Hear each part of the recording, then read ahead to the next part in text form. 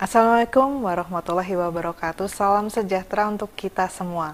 Kembali lagi kita bertemu dalam talk show Andi Academy, di mana pada hari ini kita akan mengawali satu seri yang menarik, kerjasama antara penerbit Andi dengan PGRI, di mana setiap hari Jumat bersama dengan salah satu pengurus besar PGRI, Bapak Profesor Dr. Insinyur Eko Indrajit, kita akan berbincang seputar topik-topik dalam dunia pendidikan kita. Jadi untuk Bapak Ibu guru di seluruh tanah air maupun juga mungkin orang tua murid, kami persilahkan untuk setiap Jumat bersama kami membahas seputar masalah-masalah bidang pendidikan untuk kemajuan pendidikan di Indonesia.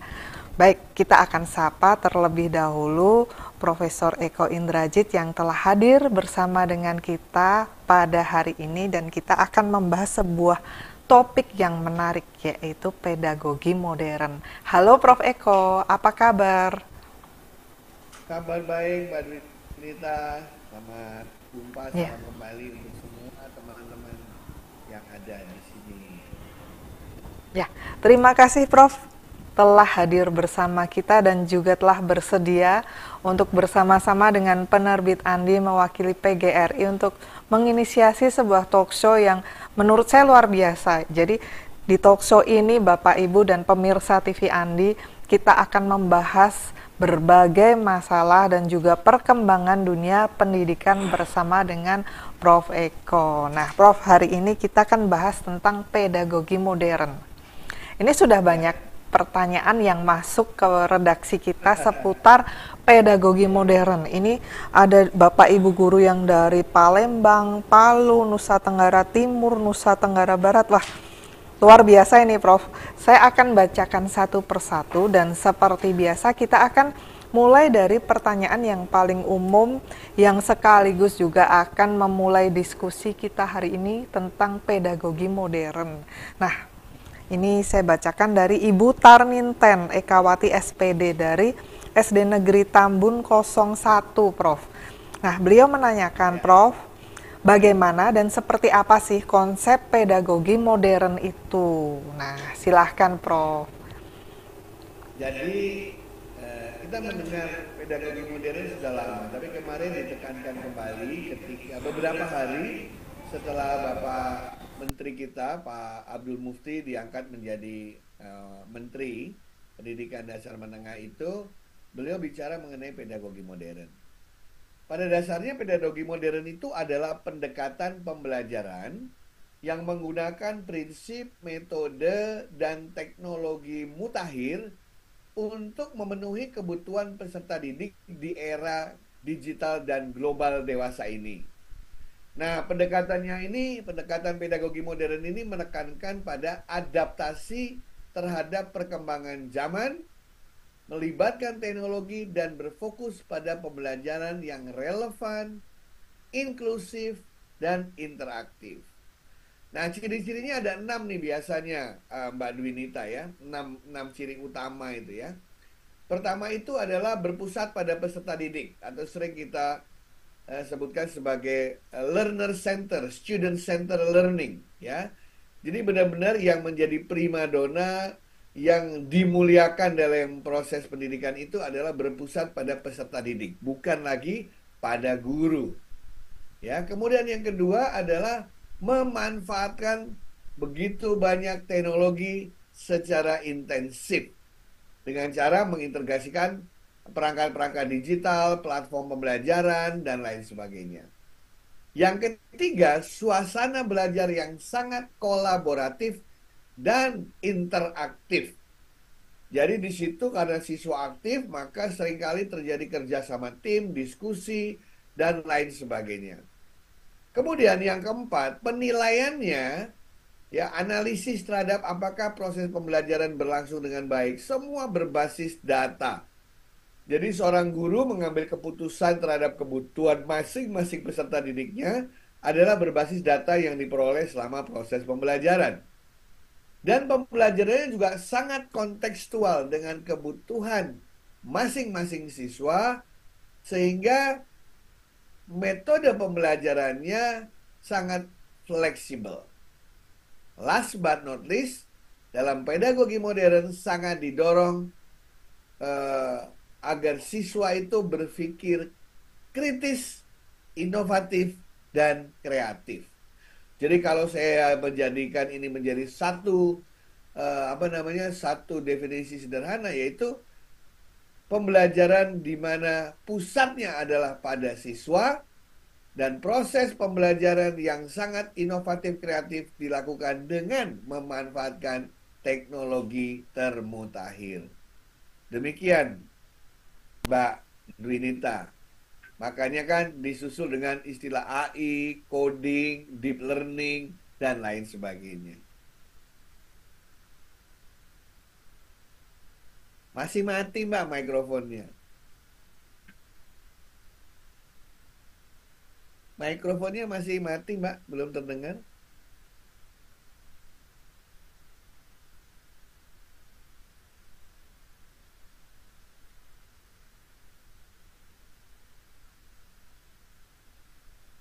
Belum bisa mendengar, mohon maaf.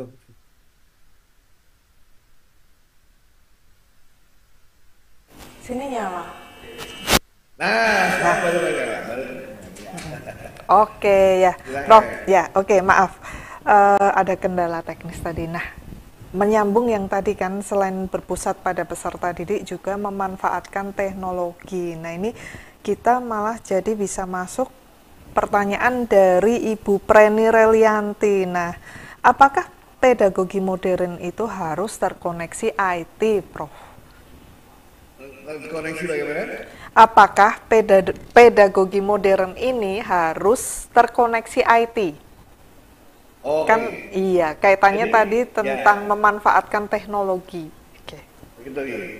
Teknologi pada dasarnya tidak selalu berarti alat atau selalu berarti perangkat ya. Teknologi itu lebih kepada teknik, cara sebenarnya. Ya, dari kata teknos dan logos kan ya, ilmu dan sebenarnya merupakan cara. Jadi cara itu bisa karena adanya alat, cara itu bisa karena adanya pendekatan baru, cara itu bisa adanya karena adanya prosedur baru, SOP baru, metode baru, itu juga bisa dikatakan sebagai teknologi.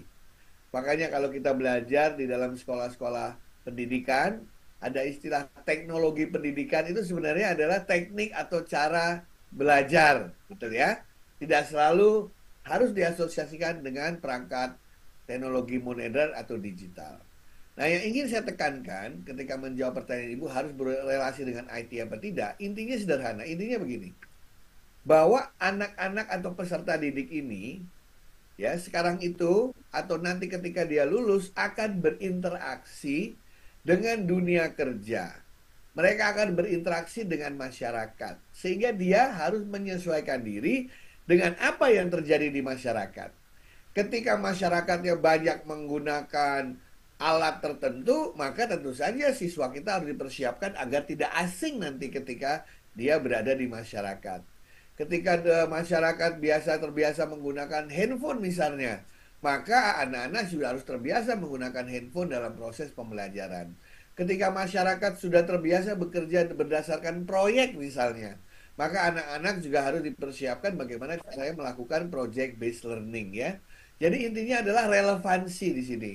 Teknologi bukan untuk gaya-gayaan, bukan untuk keren-kerenan, tetapi semata-mata adalah kita mencoba mempersiapkan peserta didik sesuai dengan apa yang terjadi di masyarakat. Sehingga nanti mereka benar-benar bisa siap pakai, mereka tidak asing dengan hal-hal yang terjadi di masyarakat. Kurang lebih seperti itu konteksnya terhadap teknologi. Jadi kita tidak bicara IT, tapi saya bicara teknologi. Itu tadi. Oh ya. Oke, baik. Terima kasih banyak, Prof. Nah, kalau tadi sudah dijelaskan ya, tidak harus selalu terkoneksi atau identik dengan IT, tapi lebih ke arah teknologinya. Nah, di sini ada Ibu Ana Teriana dari Universitas PGRI Palembang, Prof. Nah, ini Bu Ana Teriana pertanyaannya agak banyak, tapi kurang lebih terkait dengan yang barusan kita bahas ini. Yang pertama, Prof, apa tantangan yang dihadapi dalam mengimplementasikan pedagogi modern? Jadi tantangannya. Kemudian yang kedua, bagaimana mengatasi kesenjangan digital dalam pembelajaran? Nah, ini baru saja tadi dibahas. Dan yang ketiga, strategi untuk meningkatkan kualitas pembelajaran. Nah, silahkan Prof. Mungkin dari yang Oke, pertama dulu, yang tantangan, pertama itu ya. tantangan terbesar adalah merubah mindset. Karena begini, dulu kan kita bilang guru itu adalah yang digugu dan ditiru ya, betul ya. Jadi semua peserta didik itu mencoba mencontoh gurunya yang digugu dan ditiru. Nah, karena mencontoh gurunya, maka model pendidikan yang terjadi lebih banyak ke teacher center. Ya, apa yang gurunya lakukan dicoba untuk diikuti. Nah, sekarang terbalik. Justru siswa peserta didik itu butuh apa? Gurunya yang mencoba memfasilitasi. Karena begini, saya ada alasannya ya Bapak Ibu sekalian. Sebagai contoh begini. Salah seorang guru saya mengatakan begini. Masalah guru-guru di Indonesia adalah guru itu ingin agar siswanya itu seperti dirinya. Terus ada yang bilang apa salahnya? Bagus-bagus aja kan. Kalau guru ingin siswanya seperti dirinya, bukan itu masalahnya. Ambillah contoh, waktu saya SMP dulu. Waktu saya SMP dulu ada 15 mata pelajaran yang diajarkan oleh 15 guru. Kalau seluruh guru ingin saya seperti dirinya, ada 15 guru, saya harus kayak guru yang seperti mana ya? Guru yang nomor berapa ya? Gitu ya. Guru biologi ingin saya pinter biologi. Guru matematik ingin saya pinter matematik. Guru menggambar ingin saya pinter menggambar. Guru olahraga ingin saya pinter olahraga. Waduh, padahal setiap manusia itu kan punya punya hobinya masing-masing, punya talentanya masing-masing, punya minat dan bakatnya masing-masing. Kadang-kadang nggak nyambung begitu. Nah, student center itu orientasinya begini. Satu kelas ada 30 orang. Kalau satu kelas ada 30 orang kan berarti ada 30 cita-cita. Dan kemungkinan besar ke 30 cita-cita itu pasti cita-citanya berbeda semua. Orang setiap anak punya impiannya kok. Nah, bagaimana caranya kita membuat metode pembelajaran, penyusun kurikulum, sehingga 30 cita-cita itu bisa terpenuhi. Nah, itu hanya bisa dilakukan kalau kita berorientasi pada peserta didik. Mengenai teknik-tekniknya di lapangan, mekanismenya, nanti akan kita pelajari dalam pertemuan-pertemuan berikutnya. Pertanyaan yang kedua, bagaimana mengurangi kesenjangan digital? Kesenjangan itu selalu antara yang kita butuhkan dan yang kita miliki. Kalau saya akan menggunakan apa yang disampaikan oleh guru saya. Karena guru saya bilang begini, suatu ketika guru saya mengatakan, ayo teknologi apa yang paling bagus? Dia bilang begitu ya. Terus satu kelas bilang, wah yang multimedia, yang internetnya canggih, ada smartboard ya. Oh ya, pokoknya teknologi termutakhir deh. Terus guru saya bilang begini ke saya, emang kamu punya semua itu? Gak punya pak. Terus kalau kamu gak punya semua itu, artinya kamu tidak menjalankan proses pembelajaran. Kan tidak. Nah, terus guru saya bilang, makanya teknologi yang paling bagus itu adalah teknologi yang ada, katanya. Maksudnya pak, ya yang ada di sekitar kamu. Itulah teknologi yang paling bagus. Karena guru yang hebat, guru yang benar-benar punya DNA guru, apapun yang ada di sekitarnya bisa dia pakai untuk membuat peserta didiknya lebih pintar. Makanya saya hormat sama guru-guru yang ada di hutan ya. Guru rimba gitu ya. Guru-guru yang di daerah perbatasan, guru-guru yang di 3T. Yang dengan segala keterbatasannya, dia tetap bisa berusaha membuat peserta didiknya menjadi orang yang lebih cerdas. Intinya adalah gurunya mau selalu belajar. Ya, kalau kita selalu berpikir yang muluk-muluk, akhirnya kesenjangan teruslah yang kita miliki. Ya kan? Kayak orang kalau lagi ngantre, jangan lihat ke depan, masih panjang itu sampai loket. Tapi coba Anda lihat ke belakang Anda. Wah, 3 jam yang lalu saya ada di ujung sana. Betul ya? Jadi apapun yang ada di sekitar kita, manfaatkan itu untuk proses pembelajaran dengan baik. Itulah DNA guru sejati. Gitu, Mbak. Kalau yang ketiga tuh pertanyaannya kan luas banget ya. Ya, Nah, strategi tolong lebih untuk spesifik nanti. ya Iya, nanti dijawab dalam pertemuan-pertemuan berikutnya pertemuan karena kita akan berikutnya. belajar deep learning, joyful learning, meaningful learning, semua berbagai jenis Ya. untuk bisa meningkatkan proses pembelajaran. Itulah gunanya channel kita ini. Terima Ya, kasih. oke, terima kasih banyak Prof. Jadi untuk Ibu Ana, untuk strategi pembelajaran, untuk meningkatkan kualitas pembelajaran, jawabannya adalah ikuti terus channel kita, terutama setiap hari Jumat ya Prof Eko, kita akan Setiap berbincang hari Jumat. bersama seputar masalah dunia pendidikan di tanah air. Nah, oke Prof, pertanyaan berikutnya, nah ini tentang Gen Z Prof. Ini kan lagi banyak viral dibahas Kenapa? Oke, oke. tentang Oke. Gen Z. Halo? Apakah sudah bisa didengar dengan baik, Prof? Gen ya, Mbak Lili. Nah ini tentang Gen Z. Ini kan Sudah, sedang, saya dengar. Gen Z. ya, Ya. sedang banyak dibahas. Nah, Ya. ini ada pertanyaan dari Ibu Dr. Diana Widi Rahmawati dari Universitas PGRI Palembang. Nah, beliau menanyakan, Prof, bagaimana pendekatan penerapan pedagogi modern ini untuk angkatan Gen Z. Nah, bagaimana ini, Prof? Oh, begini Ibu, menurut hasil penelitian, Gen Z itu, generasi Z ya, itu mereka bukan pendengar yang baik, tetapi mereka pembelajar yang cepat melalui visual. Artinya apa? Kalau ingin kita memberikan atau sharing knowledge kepada generasi Z, perbanyak visual, perdikit, perdikit lagi, sesedikit mungkin kita ceramahi. Karena mereka bukan pendengar yang baik. Mereka nggak suka mendengarkan yang lama-lama. Tapi kalau melihat visual, mereka cepat. Apakah visualnya itu gambar? Apakah visualnya itu film? Apakah visualnya itu animasi? Itu pertama.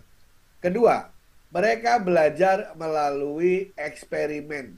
Jadi mereka mencoba sendiri. Dari situ mereka mengambil kesimpulan. Ya, maka generasi Z itu senang sekali bikin film-film dokumenter. Senang sekali bikin mencoba-coba semua aplikasi yang ada di handphonenya. Dia cobain semuanya itu melalui eksperimen-eksperimen kecil. Karena cara mereka mengambil atau cara mereka belajar itu induktif dari contoh-contoh, bukan deduktif. Jadi kalau ketemu generasi Z, mulailah dari banyak contoh sebelum konsep atau teorinya.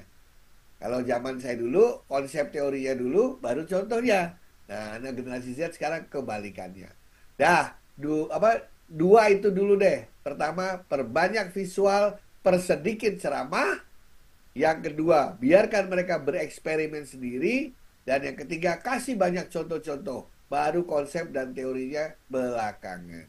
Itu Mbak, tiga dulu. Karena nanti ada yang khusus kita bahas generasi Z. Oke, siap, Prof. Kayaknya menarik banget. Kita akan khusus ini pemirsa tentang generasi Z. Nah, mungkin nggak hanya Bapak Ibu guru, mungkin banyak parents, banyak orang tua juga ingin mendengarkan ini, Prof, kalau yang tentang generasi Z ini. Nah, Prof, Pak, judulnya parenting, Mbak. iya. Nah, berikutnya kalau tadi dari Universitas PGRI Palembang, Prof, sekarang kita ke PGRI Lombok Barat dari Bapak Lalu Muhammad Junaidi. Nah, ini menanyakan, Prof, apakah pedagogi modern itu harus berbasis kurikulum merdeka? Nah, mungkin kaitannya lebih ke kurikulum kalau ini, Prof. Silahkan. Pak, by definition, sesuai dengan definisi, kurikulum adalah seperangkat alat untuk mencapai tujuan pembelajaran. Jadi, kalau kita menggunakan definisi itu, seperangkat alat untuk mencapai tujuan pembelajaran, maka sebenarnya kurikulum itu bebas-bebas saja dipergunakan oleh masing-masing guru. Kenapa? Karena setiap sekolah, setiap sesi, setiap satuan pendidikan punya situasi dan kondisinya masing-masing. Makanya oleh Pak Nadiem dulu dimerdekakan. Nggak mungkin saya membuat satu kurikulum yang bisa sesuai dengan seluruh situasi dan kondisi yang ada di Indonesia. Jadi bagi saya kurikulum merdeka itu bukan kurikulum, tetapi mindset, cara berpikir dalam mengembangkan kurikulum. Masih ingat pepatah yang mengatakan banyak jalan menuju Roma. Artinya apa? Untuk mencapai suatu tujuan pendidikan bisa diambil berbagai jenis jalan tergantung situasi kondisi dari satuan pendidikannya. Jadi berkali-kali saya katakan bagi saya kurikulum merdeka itu lebih kepada cara pandang, pola pikir bahwa setiap satuan pendidikan memiliki hak untuk membuat strategi, untuk membuat cara agar tujuan pendidikan tercapai. Kalau saya boleh berpikir progresif, saya mengatakan, Bapak Ibu silakan mau ngapain aja. Yang penting tujuan pendidikan tercapai. Dan dalam menuju ke sana, tidak boleh melanggar hukum dan tidak boleh melanggar prinsip-prinsip pendidikan. Apa itu prinsip-prinsip pendidikan? Harus ada sumber belajar, harus ada interaksi antara peserta didik dan sumber belajar, harus ada evaluasi baik formatif maupun sumatif, kemudian harus ada lingkungan belajar dan lain sebagainya. Demikian Mbak pandangan saya mengenai kurikulum merdeka itu. Yang dimerdekakan adalah pola pikir kita sebenarnya. Ya, Terima kasih. oke, baik. Terima kasih banyak Prof atas jawabannya. Semoga cukup jelas ya Pak Muhammad Junaidi. Nah, sekarang saya akan bacakan. Ini ada 2 pertanyaan tapi kurang lebih hampir sama ini. Jadi biar Prof Eko bisa sekali jawab ya. Dari Ibu Rosida M dari SMA Negeri 4 Palu itu menanyakan, apakah ada perbedaan ilmu pedagogi yang kami dapatkan selama kuliah di bangku kuliah dengan pedagogi modern saat ini? Nah, ini hampir sama dengan yang ditanyakan oleh Bapak Haji Asya Bau dari Dinas Pendidikan Malimongan Ya, Baru. Nah, ini apa perbedaan mendasar pedagogi modern dengan pedagogi klasik? Nah, silahkan ya. Prof. Jadi, ya tadi saya udah kasih beberapa contoh. Jadi gini, pedagogi itu kan sebenarnya cara mendidik ya. Cara mendidik, ilmu mengajar ya, sejenis itulah kalau kita mengasumsikan atau menyederhanakannya. Nah, kata modern itu selalu diasumsikan dengan kondisi termutakhir. Jadi kalau kita lihat seperti apa kondisi termutakhir saat ini. Kondisi termutakhir saat ini adalah sumber belajar ada di mana-mana. Kalau dulu sumber belajar terbatas di satu tempat, di satu buku, di satu institusi. Sekarang ada di mana-mana, seluruh dunia bisa mengaksesnya secara gratis. Satu. Dua, dulu sumber belajar itu sifatnya sangat pasif ya. Buku itu 2 dimensi. Sekarang sumber belajar ada yang 3 dimensi, bahkan ada yang 4 dimensi, 5 dimensi dengan gerak, dengan bau dan lain sebagainya. Bahkan ada sumber belajar yang sifatnya sangat animatif dan sifatnya sangat sangat multimedia misalnya. Dulu belum ada multimedia.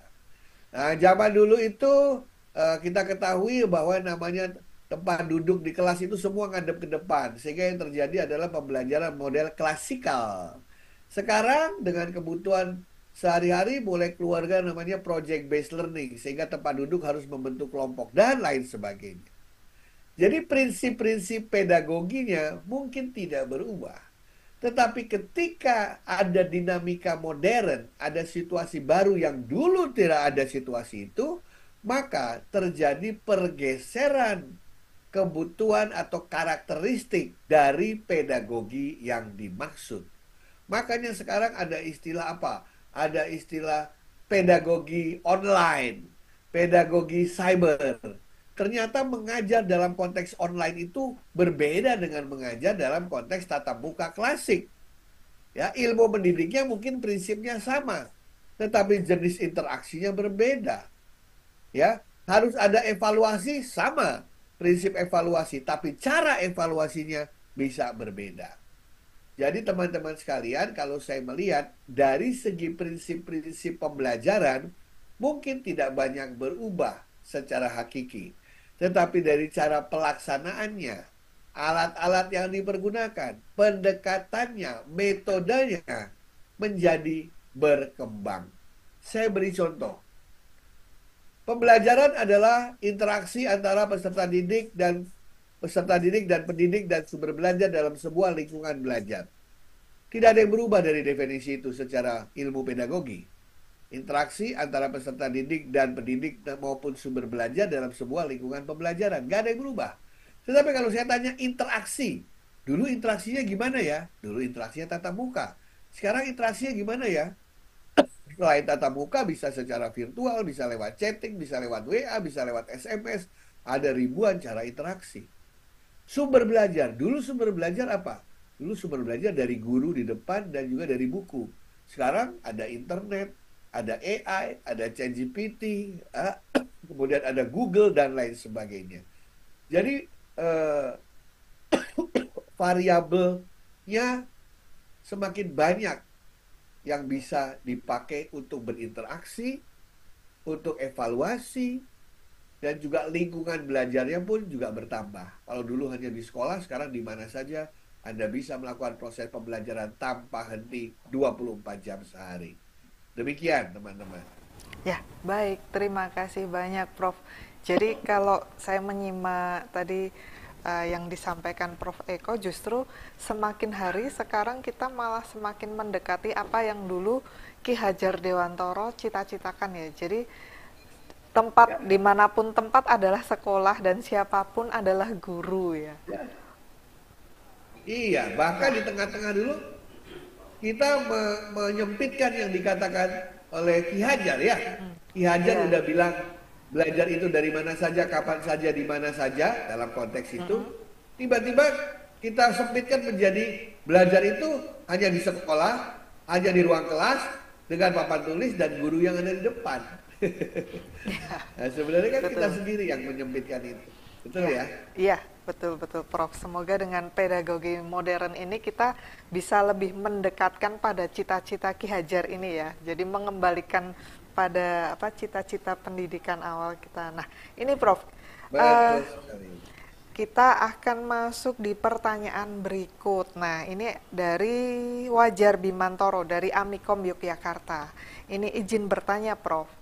Apakah metode pedagogi ini dapat diterapkan lintas generasi? Mengingat setiap generasi memiliki latar belakang yang mempengaruhi konsep pedagogi. Atau dengan kata lain, metode pedagogi pada akhirnya akan berevolusi dengan sendirinya. Jelas bisa diterapkan di lintas generasi. Apapun. Ya, bahkan lebih menarik, Mbak. Kan ingat nggak tadi katakan? Student center, betul? Kalau dia adalah generasi, katakanlah baby boomers, atau generasi yang lahir tahun 50-an. Ya, berarti kita harus memahami dulu karakteristik mereka.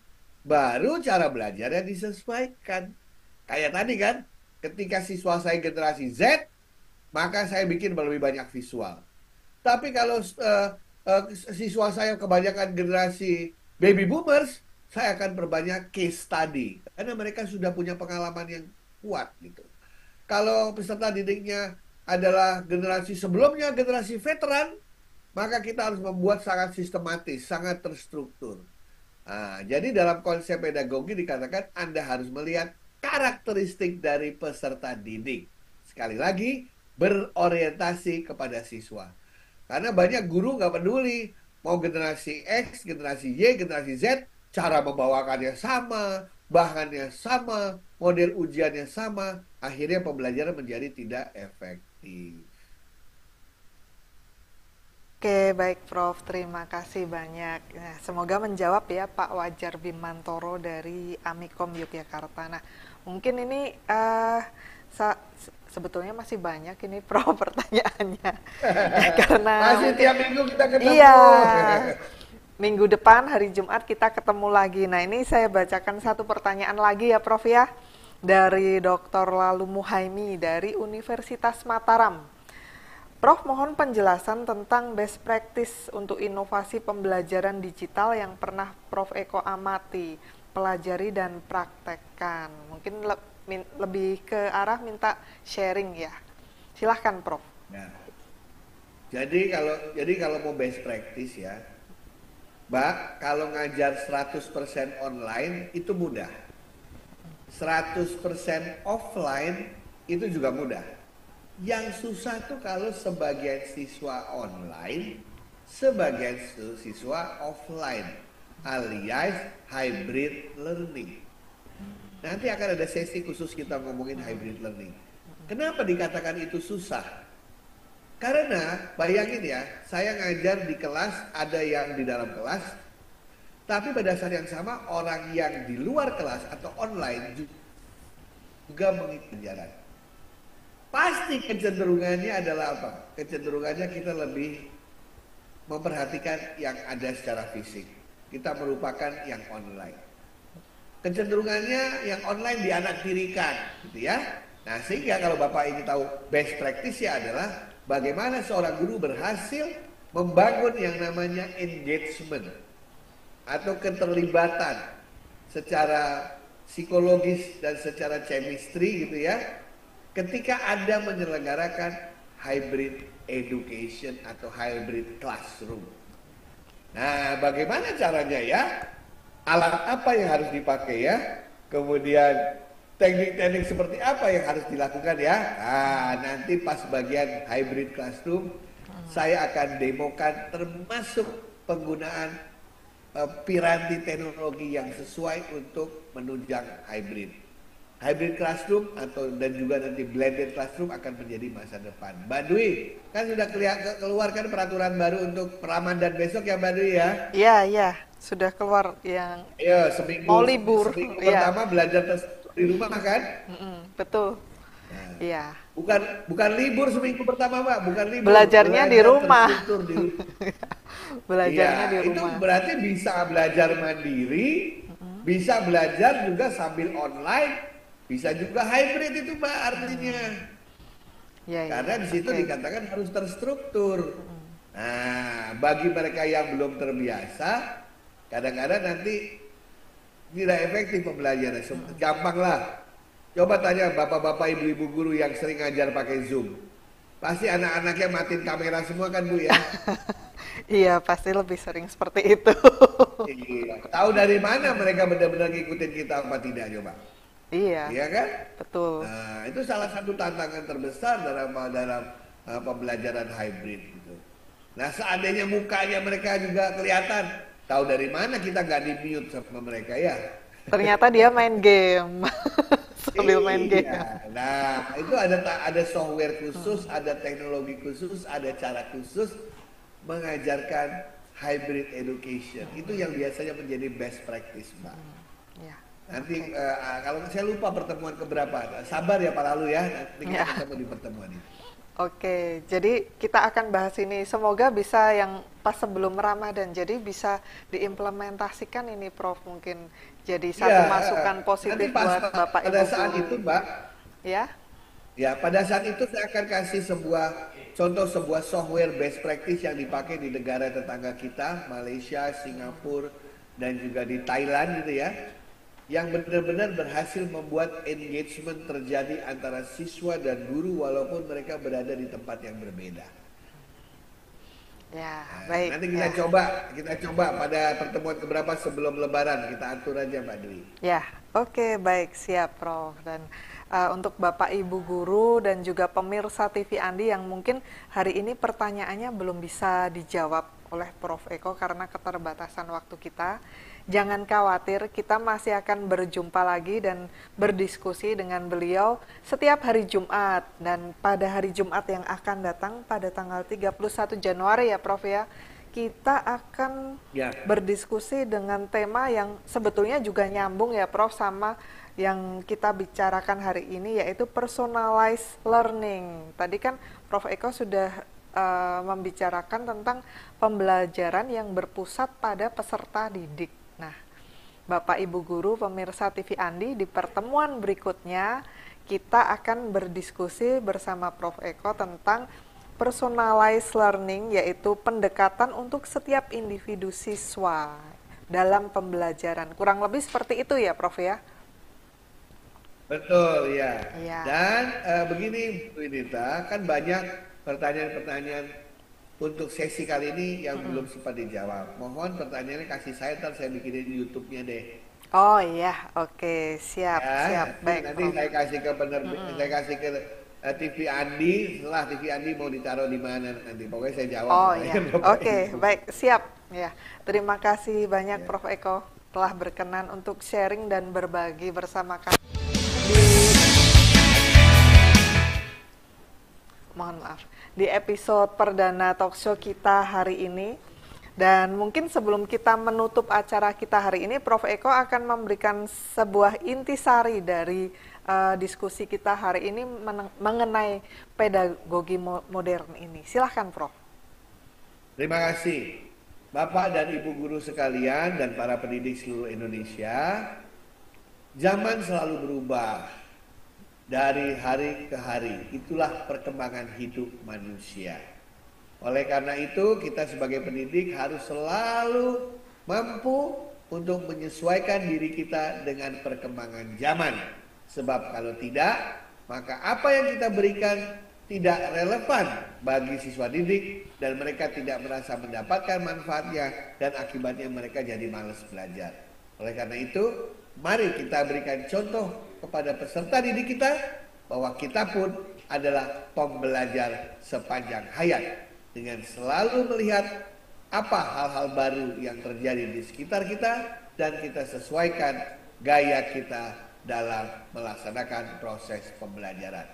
Sampai jumpa, terima kasih. Ya, baik. Oke, terima kasih Prof. Eko dan juga untuk segenap pemirsa TV Andi yang telah mengikuti talkshow kita hari ini. Terima kasih atas atensi yang luar biasa dan juga untuk Bapak Ibu Guru di seluruh Indonesia yang telah mengikuti acara ini. Jangan lupa saksikan kembali talkshow kita bersama dengan Prof. Eko besok hari Jumat tanggal 31 Januari dengan tema personalized learning, yaitu pendekatan untuk setiap individu siswa peserta didik. Nah, semoga apa yang kami bagikan hari ini bermanfaat, terutama bagi kemajuan dunia pendidikan di tanah air.